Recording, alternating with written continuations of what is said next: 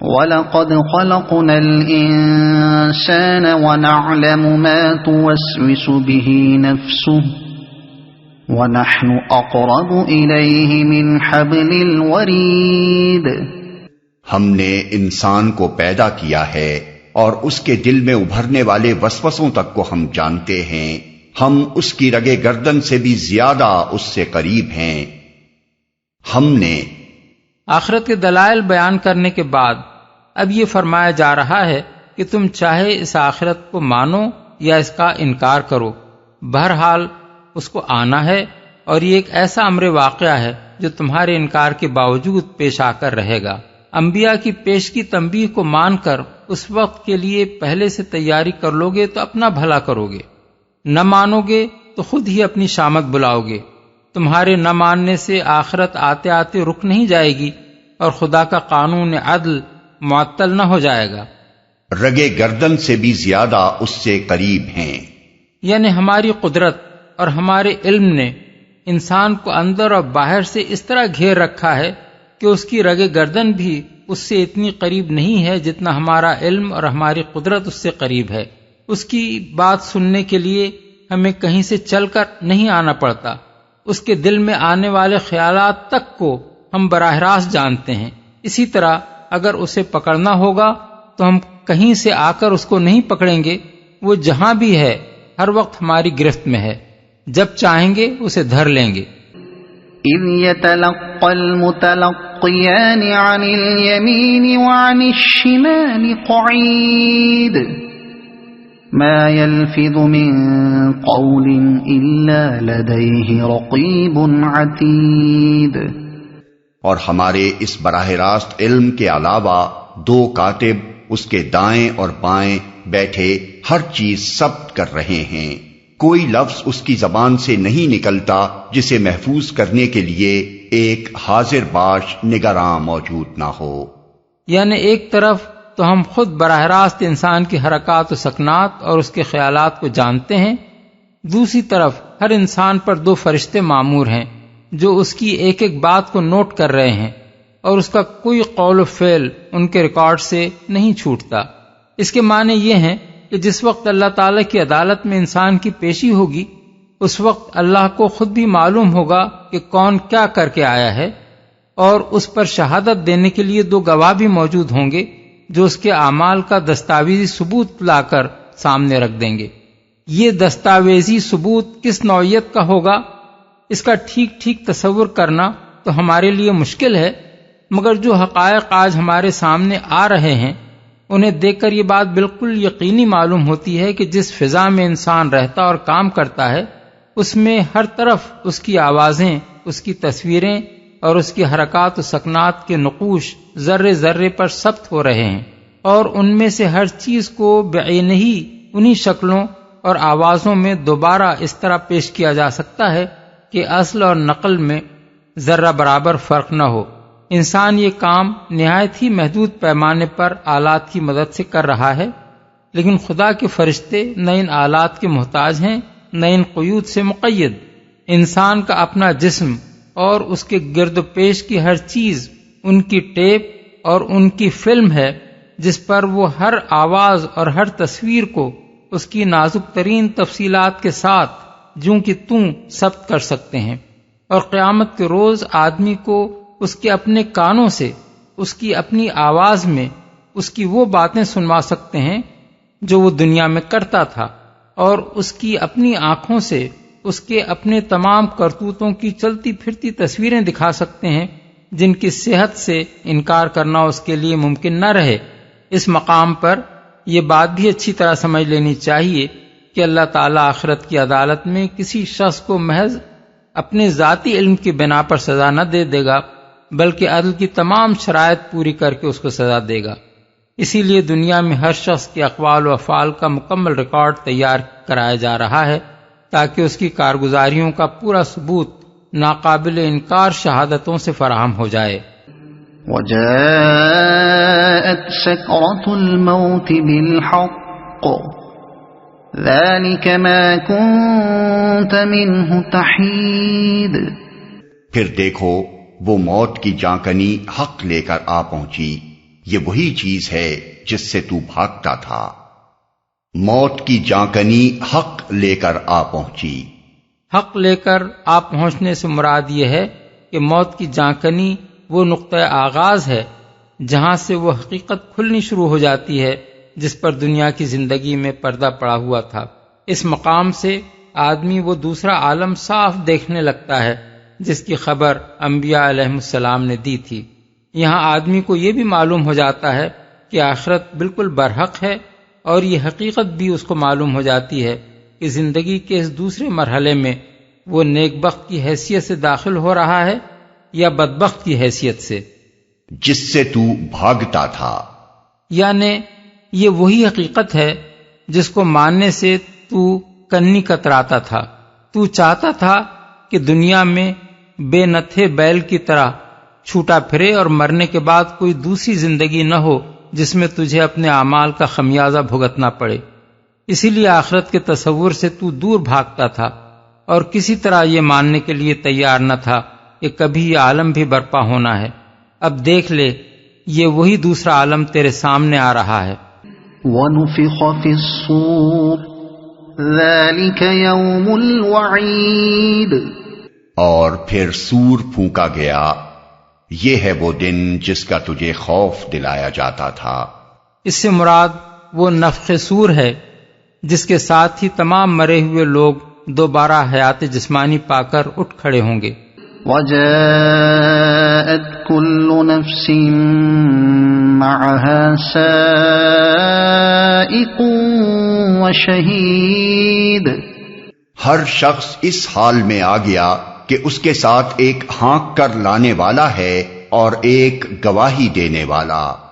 اغلب یہ ہے کہ اس سے مراد وہی دو فرشتے ہیں جو دنیا میں اس شخص کے قول و عمل کا ریکارڈ مرتب کرنے کے لیے مامور رہے تھے۔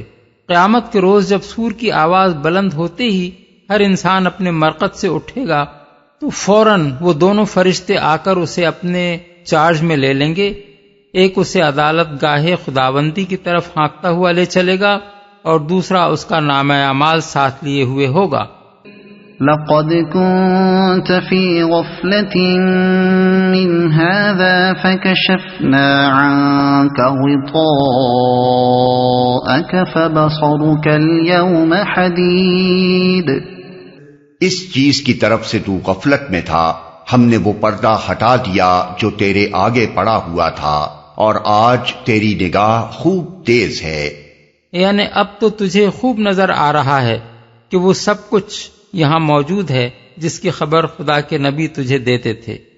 وَقَالَ قَرِينُهُ هَذَا مَا لَدَيَّ عَتِيدٌ، أَلْقِيَا فِي جَهَنَّمَ كُلَّ كَفَّارٍ عَنِيدٍ مَّنَّاعٍ لِّلْخَيْرِ مُعْتَدٍ مُّرِيبٍ الَّذِي جَعَلَ مَعَ اللَّهِ إِلَٰهًا آخَرَ فَأَلْقِيَاهُ فِي الْعَذَابِ الشَّدِيدِ۔ اس کے ساتھی نے عرض کیا، یہ جو میری سپردگی میں تھا حاضر ہے۔ حکم دیا گیا، پھینک دو جہنم میں ہر کٹے کافر کو جو حق سے عناد رکھتا تھا، خیر کو روکنے والا اور حد سے تجاوز کرنے والا تھا، شک میں پڑا ہوا تھا اور اللہ کے ساتھ کسی دوسرے کو خدا بنائے بیٹھا تھا۔ ڈال دو اسے سخت عذاب میں، یہ جو میری سپردگی میں تھا حاضر ہے۔ بعض مفسرین نے اس کا مطلب یہ بیان کیا ہے کہ ساتھی سے مراد وہ فرشتہ ہے جسے آیت نمبر 21 میں گواہی دینے والا فرمایا گیا ہے۔ وہ کہے گا کہ یہ اس شخص کا نامہ اعمال میرے پاس تیار ہے۔ کچھ دوسرے مفسرین کہتے ہیں کہ ساتھی سے مراد وہ شیطان ہے جو دنیا میں اس شخص کے ساتھ لگا ہوا تھا۔ وہ عرض کرے گا کہ یہ شخص جس کو میں نے اپنے قابو میں کر کے جہنم کے لیے تیار کیا تھا اب آپ کی خدمت میں حاضر ہے۔ مگر سیاق و سباق سے زیادہ مناسبت رکھنے والی تفسیر وہ ہے جو قتادہ اور ابن زید سے منقول ہے۔ وہ کہتے ہیں کہ ساتھی سے مراد ہانک کر لانے والا فرشتہ ہے، اور وہی عدالت الہی میں پہنچ کر عرض کرے گا کہ یہ شخص جو میری سپردگی میں تھا سرکار کی پیشی میں حاضر ہے۔ پھینک دو جہنم میں۔ اصل الفاظ ہیں القیا فی جہنم، پھینک دو جہنم میں تم دونوں۔ سلسلہ کلام خود بتا رہا ہے کہ یہ حکم ان دونوں فرشتوں کو دیا جائے گا جنہوں نے مرقد سے اٹھتے ہی مجرم کو گرفتار کیا تھا اور لا کر عدالت میں حاضر کر دیا تھا۔ کٹے کافر، اصل میں لفظ کفار استعمال ہوا ہے جس کے دو معنی ہیں، ایک سخت ناشکرا، دوسرے سخت منکر حق۔ خیر کو روکنے والا۔ خیر کا لفظ عربی زبان میں مال کے لیے بھی استعمال ہوتا ہے اور بھلائی کے لیے بھی۔ پہلے معنی کے لحاظ سے مطلب یہ ہے کہ وہ اپنے مال میں سے کسی کا حق ادا نہ کرتا تھا، نہ خدا کا نہ بندوں کا۔ دوسرے معنی کے لحاظ سے مطلب یہ ہوگا کہ وہ بھلائی کے راستے سے خود ہی رک جانے پر اکتفا نہ کرتا تھا بلکہ دوسروں کو بھی اس سے روکتا تھا۔ دنیا میں خیر کے لیے سد راہ بنا ہوا تھا، اپنی ساری قوتیں اس کام میں صرف کر رہا تھا کہ نیکی کسی طرح پھیلنے نہ پائے۔ تجاوز کرنے والا تھا، یعنی اپنے ہر کام میں اخلاق کی حدیں توڑ دینے والا تھا، اپنے مفاد اور اپنی اغراض اور خواہشات کی خاطر سب کچھ کر گزرنے کے لیے تیار تھا، حرام طریقوں سے مال سمیٹتا اور حرام راستوں میں صرف کرتا تھا، لوگوں کے حقوق پر دست درازیاں کرتا تھا، نہ اس کی زبان کسی حد کی پابند تھی، نہ اس کے ہاتھ کسی ظلم اور زیادتی سے رکتے تھے، بھلائی کے راستے میں صرف رکاوٹیں ڈالنے ہی پر بس نہ کرتا تھا بلکہ اس سے آگے بڑھ کر بھلائی اختیار کرنے والوں کو ستاتا تھا اور بھلائی کے لیے کام کرنے والوں پر ستم ڈھاتا تھا۔ شک میں پڑا ہوا تھا، اصل میں لفظ مریب استعمال ہوا ہے جس کے دو معنی ہیں، ایک شک کرنے والا، دوسرے شک میں ڈالنے والا، اور دونوں ہی معنی یہاں مراد ہیں۔ مطلب یہ ہے کہ وہ خود شک میں پڑا ہوا تھا اور دوسروں کے دلوں میں شکوک ڈالتا تھا۔ اس کے نزدیک اللہ اور آخرت اور ملائکہ اور رسالت اور وحی غرض دین کی سب صداقتیں مشکوک تھیں، حق کی جو بات بھی انبیاء کی طرف سے پیش کی جاتی تھی اس کے خیال میں وہ قابل یقین نہ تھی، اور یہی بیماری وہ اللہ کے دوسرے بندوں کو لگاتا پھرتا تھا۔ جس شخص سے بھی اس کو سابقہ پیش آتا اس کے دل میں وہ کوئی نہ کوئی شک اور کوئی نہ کوئی وسوسہ ڈال دیتا۔ ڈال دو اسے سخت عذاب میں۔ ان آیات میں اللہ تعالیٰ نے وہ صفات گن کر بتا دی ہیں جو انسان کو جہنم کا مستحق بنانے والی ہیں۔ نمبر 1 انکار حق، 2 خدا کی ناشکری، 3 حق اور اہل حق سے عناد، 4 بھلائی کے راستے میں سد راہ بننا، 5 اپنے مال سے خدا اور بندوں کے حقوق ادا نہ کرنا، 6 اپنے معاملات میں حدود سے تجاوز کرنا، 7 لوگوں پر ظلم اور زیادتیاں کرنا، 8 دین کی صداقتوں پر شک کرنا، 9 دوسروں کے دلوں میں شکوک ڈالنا، اور 10 اللہ کے ساتھ کسی دوسرے کو خدائی میں شریک ٹھہرانا۔ قال قرینہ ربنا ما اطغیتہ ولكن كان فی ضلال بعید۔ اس کے ساتھی نے عرض کیا، خداوندا میں نے اس کو سرکش نہیں بنایا بلکہ یہ خود ہی پرلے درجے کی گمراہی میں پڑا ہوا تھا۔